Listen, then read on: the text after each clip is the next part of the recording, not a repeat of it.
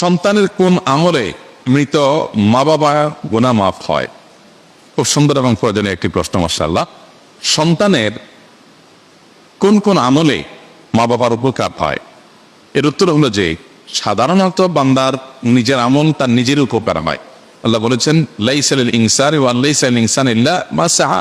মানুষ নিজের জন্য যেটা পরিশ্রম করে কামাই করেছে, উপার্জন করেছে, সওয়াব আহরণ করেছে, এটাই তার। আরেকজন তারটা কামাই করে দিবে না, দিতে পারে না।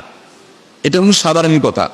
কিন্তু মা বাবার ক্ষেত্রে সন্তানের কিছু কিছু আমলের প্রভাব মা বাবার মৃত্যুর পরও তাদের উপর পড়ে।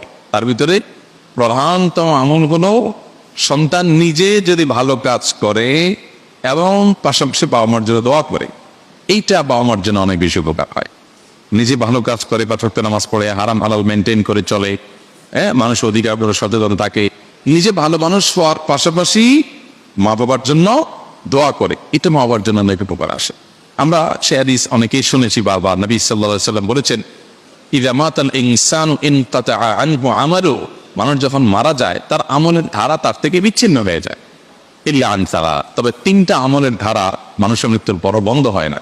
এর ভিতরে একটা হলো এই আওয়ালাদুন সালেহ ইয়াদউ লা, যদি কোনো নেক সন্তান থাকে যে নিজে ভালো মানুষ, পাশাপাশি বাবা মায়ের জন্য দোয়া করে, এটা তার জন্য একটু বেশি উপকার পায়। আমরা সাধারণত যেটা করি, মা বাবা মৃত্যুর পর আমরা চাই যে জীবদ্দশায় আমি মাকে বাবাকে স্নেহ করেছি, মমতা দিয়েছি, ভালোবাসা দিয়েছি, খাবার দিয়েছি, আদর আত্মি করেছি, কিন্তু এখন তাদের করতে পারতেছি না। আমরা কিছুটা করতে চাই বাবা মার জন্য, তো করতে চেয়ে আমরা কি করি, হুজুরদেরকে দিয়ে বা অন্যদেরকে দিয়ে দোয়া করাই। আলহামদুলিল্লাহ, অন্যরা দোয়া করলে উপকারে আসতে পারে। কিন্তু সবচেয়ে বেশি উপকারের কথা আপনি যদি জানতে চান যে সন্তান এর কোন আমলটা মা বাবার সবচেয়ে বেশি উপকার আসে, তাহলে আমি বলবো যে নিজে যদি নেকামল যতটুকু পারে করলো, পাশাপাশি দোয়া করলো, এটা মা বাবার জন্য বেশি উপকারে আসে।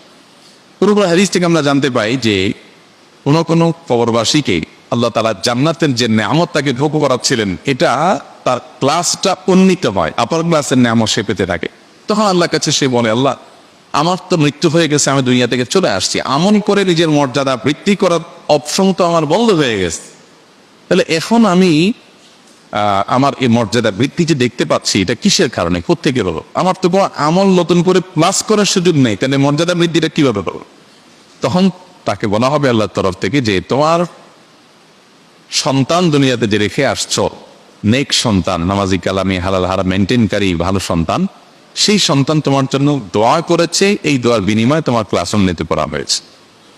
এই জন্য মা বাবার জন্য সন্তানের যে আমলটা সবচেয়ে বেশি উপকার করে তা হলো সন্তান নিজে ভালো মানুষ